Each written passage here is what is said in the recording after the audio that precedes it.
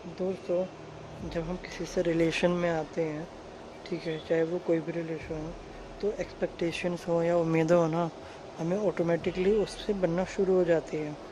But कभी कभी आपने ये फील करा होगा कि जो इंसान हमारे लिए सबसे ज़्यादा खास होता है ना, वो आपको इग्नोर करना शुरू कर देता है।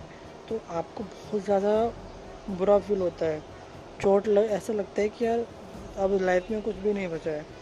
आप बहुत अकेले हो जाते हो, आपका मन नहीं लगता, आप बड़े इरिटेटेड फील करते हो छोटी छोटी बातों पे।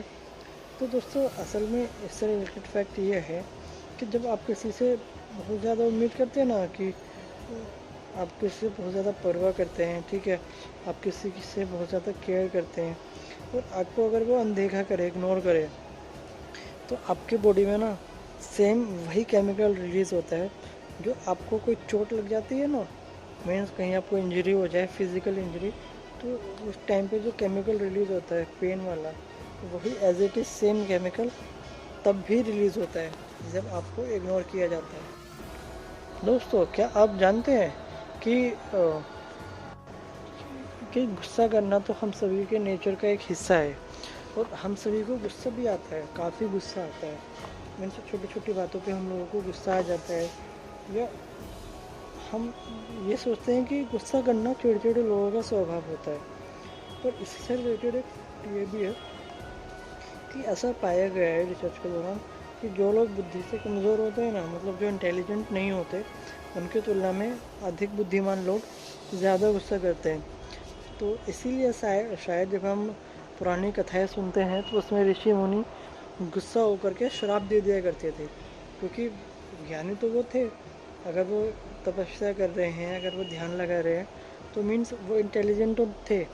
बट उनको क्रोध इसलिए ज़्यादा आता था क्योंकि ये एक बेसिक नेचर है कि बुद्धिमत्ता और गुस्सा दोनों ही साथ में ही चलते हैं। दोस्तों, एक साइकोलॉजिकल फैक्ट आपके लिए ये भी है कि दोस्तों, हम सभी के लाइफ में कोई ना कोई ऐसा पर्सन तो ज़रूर होता है ना, जो हमसे नाराज़ होता है।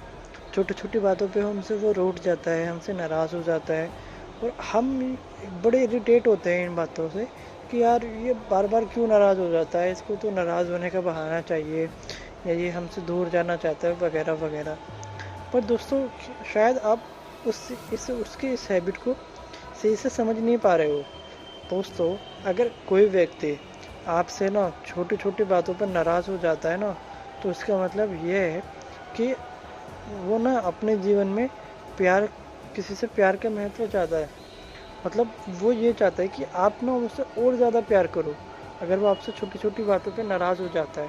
क्योंकि अक्सर इंसान उससे से नाराज़ होता है जिससे एक्सपेक्टेशन होती है कि यार ये बंदा हमें आकर के मना लेगा, हमें नॉर्मल कर देगा। तो दोस्तों, इस बात को ना अच्छे से समझिएगा। दोस्तों, क्या आपको पता है कि मेकअप करना कितना ज़रूरी है? हाँ हाँ, मैं लड़कियों के लिए ही बात कर रहा हूँ। बट जो नेचर ने कुछ चीज़ें दी है ना हमारी बॉडी में, या खास करके फीमेल्स की बॉडी में, वो बहुत ही ज़्यादा नेचुरली बहुत ज़्यादा सुंदर है। कि एक कंपैरिजन करा गया और एक रिसर्च की गई, जिसके अकॉर्डिंग ये पता लगाया गया कि मेकअप जो लोग करती हैं ना, मतलब जो औरतें, जो फीमेल्स मेकअप करती हैं, उनके मुकाबले जो फीमेल्स ज़्यादातर स्माइल करती है, हंसती हैं, वो ज़्यादा खूबसूरत लगती हैं, 60% ज़्यादा। मीन्स अगर आप मेकअप कर रहे हो, अगर आप स्माइल नहीं कर रहे, और दूसरे केस में कोई सिंपल स्माइल ही क्यों ना कर रही हो, तो दोस्तों वो उससे ज़्यादा सुंदर लगेगी। मीन्स ऐसे टाइम में उसका मेकअप भी काम नहीं आएगा। जो लड़की मेकअप कर अपने आप को ये दिखाना चाह रही है कि वाह, मेरे पास तो देखो कितना पैसा है, मैं कितनी खूबसूरत हूँ। दोस्तों, ये फैक्ट ना हम सभी के लिए जानना बहुत ज़रूरी है, खास करके ये सब फीमेल्स के लिए, और जो गर्भवती महिलाएं होती हैं ना, प्रेग्नेंट वुमेन, उनके लिए भी ये फैक्ट बहुत ज़रूरी है। तो दोस्तों, ध्यान से सुनिएगा कि प्रेगनेंसी के टाइम पे ना औरत को ना, महिला को बहुत अच्छे से अपना ख्याल रखना चाहिए, और अपनी खुशी का, अपने खाने पीने का ज़्यादा से ज़्यादा अच्छे से ख्याल रखना चाहिए, और कोशिश करनी चाहिए कि कम से कम स्ट्रेस ले। क्योंकि दोस्तों, इसका जो सीधा असर होता है ना, वो डायरेक्टली बच्चे पर होता है, जो माँ के पेट में पल रहा होता है, कि वो जो है अपनी मदर की ना सारी एक्टिविटीज़ को फील करता है, कि अगर वो खुश है तो वो भी अंदर से खुश ही होता है, क्योंकि उस दौरान बच्चा पूरी तरीके से अपनी माँ पे ही डिपेंड होता है, चाहे वो खाना हो, चाहे वो खुशी हो। तो try to be stay happy all the time.